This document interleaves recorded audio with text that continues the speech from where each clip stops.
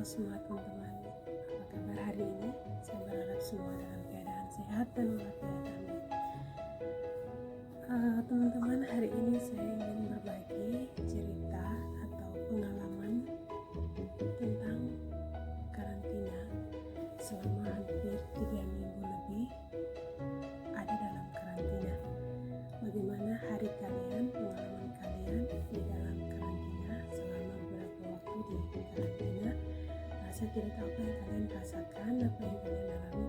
Tentu saja pasti kita semua punya pengalaman yang berbeda-beda.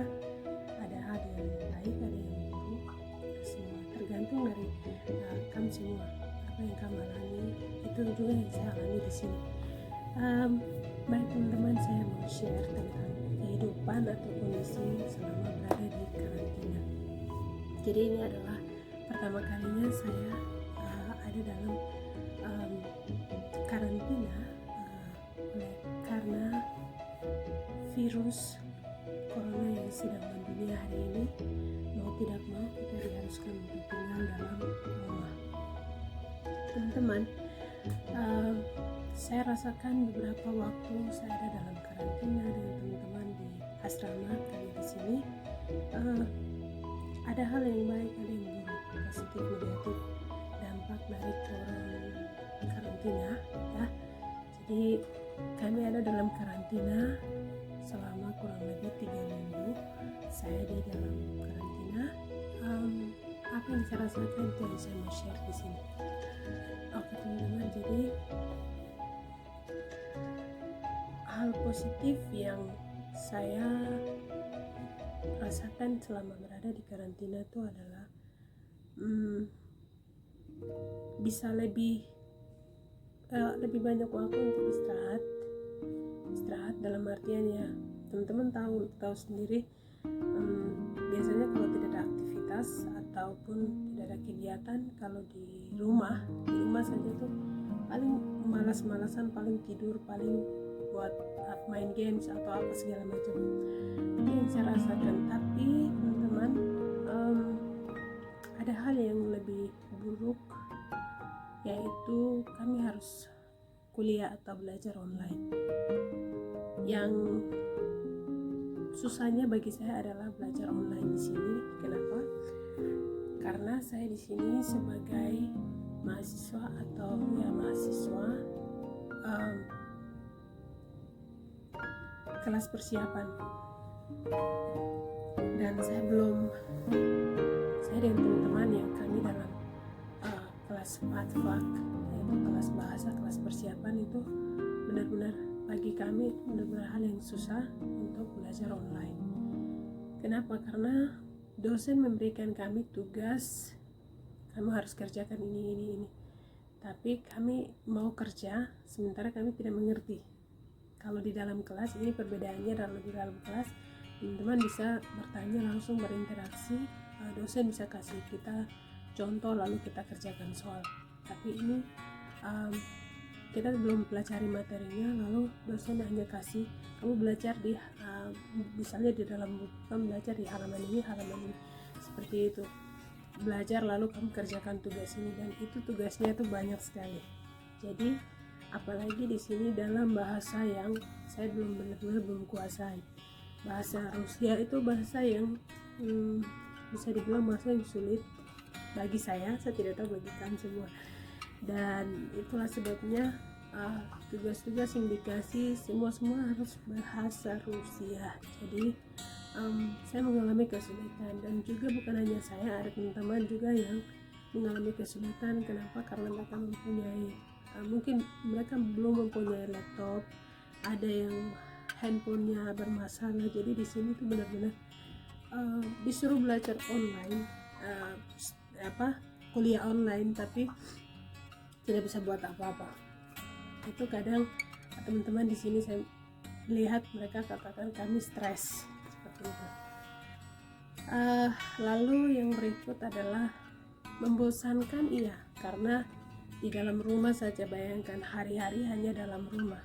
Mungkin di Papua saat ini, di Papua tidak semua di dalam rumah, seperti di negara-negara lain, di daerah lain. Tapi saya melihat masih bisa masih bisa berinteraksi atau bisa jalan-jalan kemana-mana. Saya lihat seperti itu kayaknya di Papua. Tapi di sini benar-benar di dalam asrama, keluar di depan ada jalan raya, itu pun semua sudah ada sekarang. Polisi sudah jaga dan kita dipantau dari nomor telepon kami sudah terdaftar dan dipantau seperti itu. Jadi jarak sekitar 300 meter, tidak boleh jauh dari 300 meter seperti itu. Jadi teman-teman, itu benar-benar hal yang membosankan dan membuat jenuh hari-hari di dalam asrama dan hanya belajar, kuliah online. Terus habis itu kayak tidak ada kegiatan yang membuat kita kayak tidak seperti biasanya, teman-teman. Jadi begitulah yang saya rasakan di sini.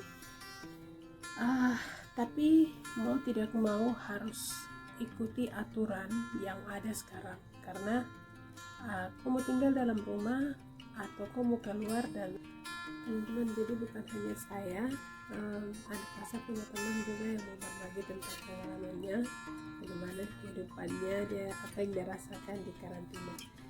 Juliette, Inès a eu 20 journée, il y a studentka, et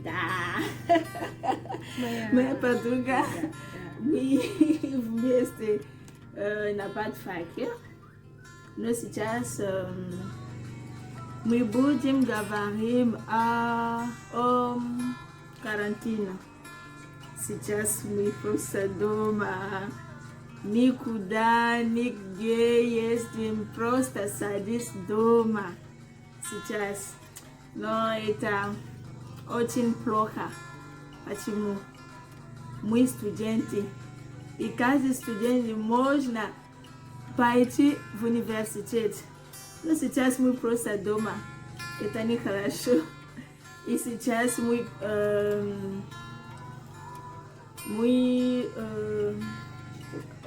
что такое? Мы просто онлайн study это почему? Да. Мы дома. И преподавателя нет здесь. Они тоже дома. Но когда они говорят, teman saya juga katakan bahwa ada positif dan negatif dari karantina. Yang pertama, negatifnya itu karena kita online studi itu agak sulit, apalagi kami sebagai mahasiswa PATFAK atau kelas bahasa persiapan. Jadi kita sangat mengalami kesulitan, di mana guru di rumah, kami di asrama, dan untuk belajar online itu sangat sulit. Walaupun diberikan materinya apa-apa yang perlu dipelajari, tapi lebih enaknya tuh kalau sudah di dalam kelas karena bisa tanya langsung. Terima kasih banyak teman-teman. Saya berharap kita semua selamat, kita semua di dalam perlindungan Tuhan dari bahaya virus corona. Dan berkati kita semua, teman-teman yang ada dimanapun, di luar ataupun dalam negeri, khususnya untuk orang-orang di Papua. Tuhan jaga, Tuhan lindungi tanah Papua dari bahaya virus corona.